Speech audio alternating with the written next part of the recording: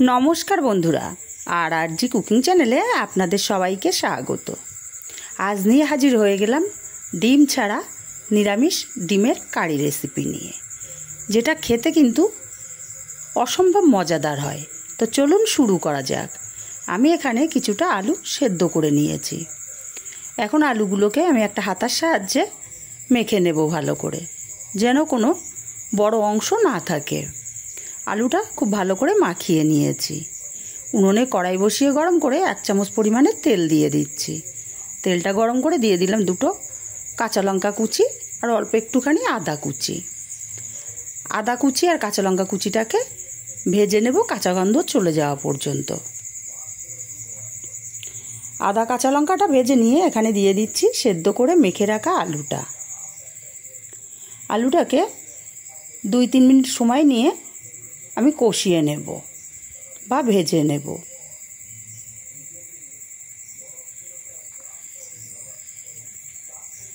एकदिन हलेও बाड़ीते बानिয়ে देखबेन बंधुरा, असम्भव टेस्टी हय खेते। एखाने हाफ चामच झाल लंकार गुड़ो दिलाम, हाफ चामच धने गुड़ो, हाफ चामच जिरे गुड़ो, स्वाद मतो लवण दिए दिচ্ছি और दिচ্ছি अल्प एकटू हलुद गुड़ो। एकटू समय निये आलूटाके आमी मशलार साथे कषिए नेब।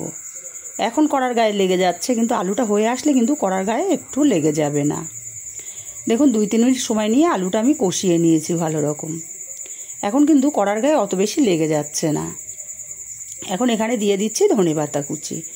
ধনেপাতা কুচিটা দিয়ে আরও মিনিট খানিক আমি রান্না করে নেব। দেখুন আস্তে আস্তে কিন্তু কড়ার গা থেকে একদমই ছেড়ে যাচ্ছে, একটা ডো ফর্মে চলে এসছে।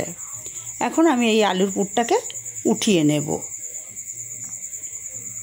আমি যেই থালার মধ্যে আলুটা মাখিয়েছিলাম সেই থালাতেই উঠিয়ে নিলাম।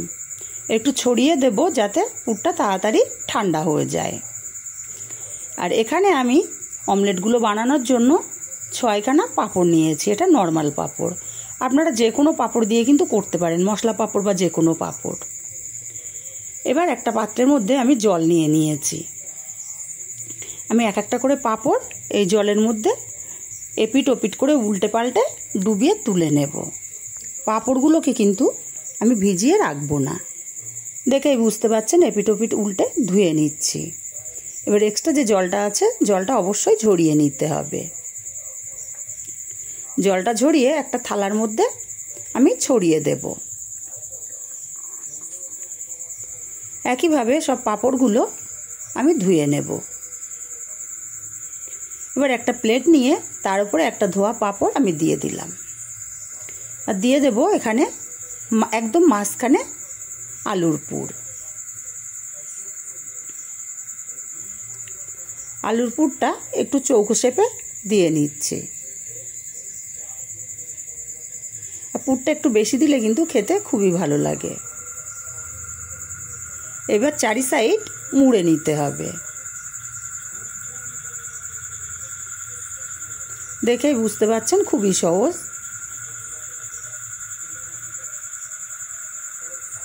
আমি 4টে সাইড ভাঁজ করে নিচ্ছি। এখন লাস্টের যে সাইডটাতে এটা জোড়া লাগবে না, তাই এখানে একটু জলের হাত দিতে হবে।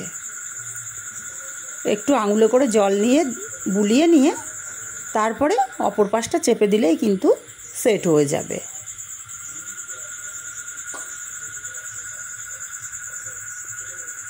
দেখুন সুন্দর মতো সেট হয়ে গেছে। আমার একটা অমলেট কিন্তু রেডি হয়ে গেল। আর একইভাবে আমি সব অমলেটগুলো রেডি করে নিচ্ছি। তো বন্ধুরা, আমার রেসিপিগুলো যদি ভালো লাগে অবশ্যই আমার চ্যানেলটি সাবস্ক্রাইব করে আমার পাশে থাকবেন। আর যারা ফেসবুক থেকে দেখছেন প্লিজ আমার পেজটি ফলো করে পাশে থাকবেন। এইবার উনুনে কড়াই বসিয়ে আমি বেশ কিছুটা পরিমাণে তেল দিয়ে দিলাম।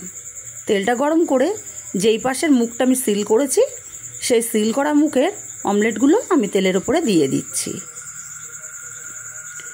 আর পাঁপড়গুলো কিন্তু ভাজতে বেশি টাইম লাগে না, আপনারা অবশ্যই জানেন। এপিট ওপিট উল্টে আমি পাঁপড়গুলোকে গোল্ডেন কালার করে ভেজে নেব বা অমলেটগুলোকে গোল্ডেন কালার করে ভেজে নেব। আমি অমলেটই বলছি, যেহেতু অমলেটের শেপ দিয়েছি তার জন্য অমলেট বলছি।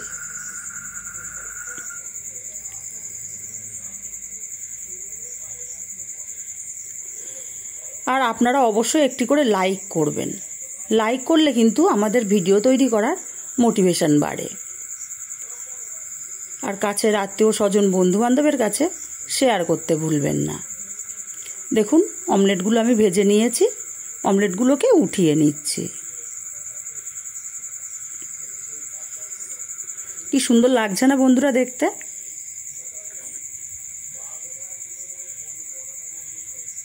একইভাবে আমি সব অমলেটগুলোকে ভেজে নেব। সব অমলেটগুলো আমি একইভাবে ভেজে নিয়ে এখানে দিয়ে দিচ্ছি কিছুটা আলু। আমি 3টে ছোট সাইজের আলু 4 টুকরো করে কেটে ধুয়ে নিয়েছি।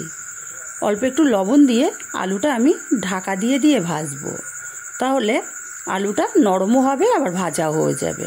বেশ লাল লাল করে আমি ভেজে নেব ঢাকা দিয়ে। ঢাকাটা খুলে নিচ্ছি। দেখুন আলুটা কিন্তু আমার খুব সুন্দর ভাজা হয়ে গেছে। আলু এইভাবে ভেজে রান্না করলে কিন্তু খেতে খুবই ভালো লাগে, আর তরকারিটাও খুবই টেস্টি হয়। আলুগুলোকে আমি উঠিয়ে নেব।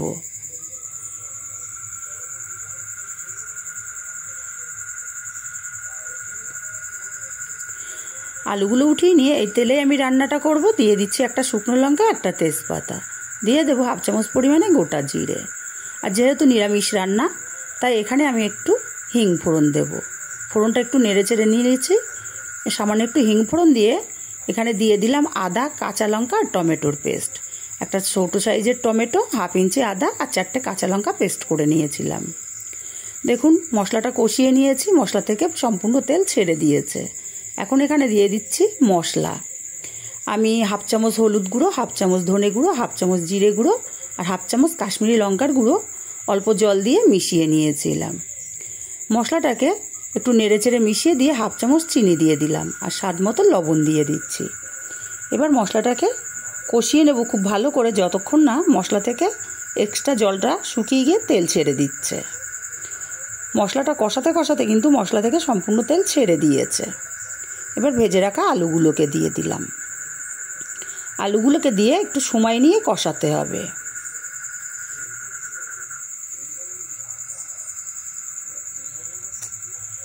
মিনিট 7 সময় নিয়ে আলুটাকে কষিয়ে নিলাম। এবার এখানে দিয়ে দেব পরিমাণ মতো জল। আমি 2 কাপ পরিমাণে জল এখানে ব্যবহার করছি। এবার নেড়ে চেড়ে মিশিয়ে দেব আলুটাকে ঝোলের সঙ্গে।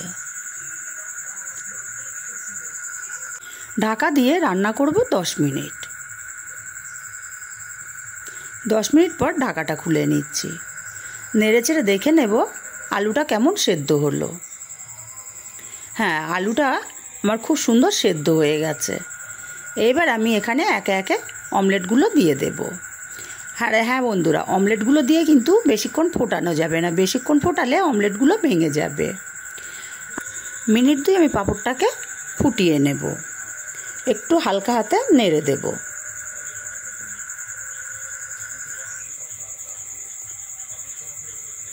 এখন এখানে দিয়ে দেব অল্প একটু গরম মশলার গুঁড়ো, আর যেহেতু নিরামিষ রান্না তাই 1 চামচ ঘি দিয়ে দিচ্ছি। এবারে গরম মশলার ঘিটাকে খুব ভালো করে মিশিয়ে পাঁপড়গুলোকে উল্টে দেব বা অমলেটগুলোকে উল্টে দেব। আর এখানে কিন্তু আমি ঝোলটা টানাবো না, কারণ ঠান্ডা হয়ে গেলে কিন্তু পাঁপড়গুলো বা অমলেটগুলো সম্পূর্ণ ঝোলটা টেনে নেবে। আমি খুব পাঁপড়গুলো একটু উল্টে দিলে কিন্তু মশলাটা সম্পূর্ণ পাঁপড়ের মধ্যে চলে যাবে বা অমলেটের মধ্যে চলে যাবে। ভালো করে নেড়েচেড়ে মিশিয়ে নামিয়ে নিলে রেডি নিরামিষ অমলেট কারি।